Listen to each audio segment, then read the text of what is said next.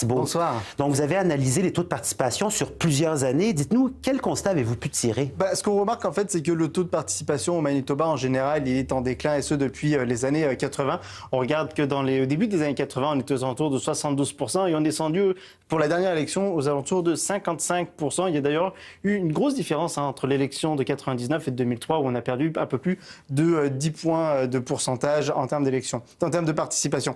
Mais cette tendance, elle n'est pas seulement au Manitoba. C'est quelque chose aussi qu'on observe, par exemple, en Alberta ou en Ontario.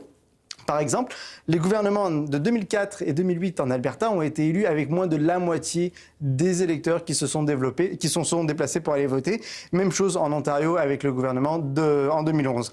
Néanmoins, ce qu'on constate, c'est qu'au niveau fédéral, les taux sont quand même plus élevés. On est toujours aux alentours de 60% du taux de participation. On a eu d'ailleurs une grosse augmentation finalement lors de la dernière élection en 2015 où on arrivait à 68%.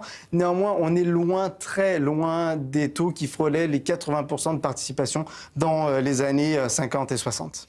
Bien, justement, afin d'augmenter ce taux de participation, est-ce que l'imposition du vote obligatoire serait une piste de solution? Alors, d'abord, le vote obligatoire, c'est quelque chose qui n'est pas nouveau. Ça existe dans plusieurs pays, en Belgique, en Australie, au Brésil, au Luxembourg, ou encore même en Argentine. Puis le vote obligatoire, on parle évidemment d'un vote, d'une obligation qui fait que les gens doivent aller se rendre aux urnes. Mais on ne parle pas de quel parti ils vont pouvoir voter.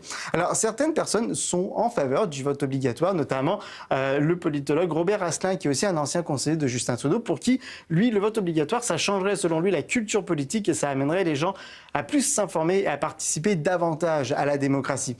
Il y en a qui ne sont pas totalement d'accord avec cette idée, et c'est notamment le cas d'un politologue à l'université du Manitoba, Christopher Adams, qui lui pense plutôt qu'en fait, on verrait plus de votes annulés ou des gens qui iraient voter, mais qui ne s'intéresseraient pas forcément plus à la politique que ça. Ils iraient voter parce qu'ils le doivent, mais sans forcément connaître les enjeux particulièrement.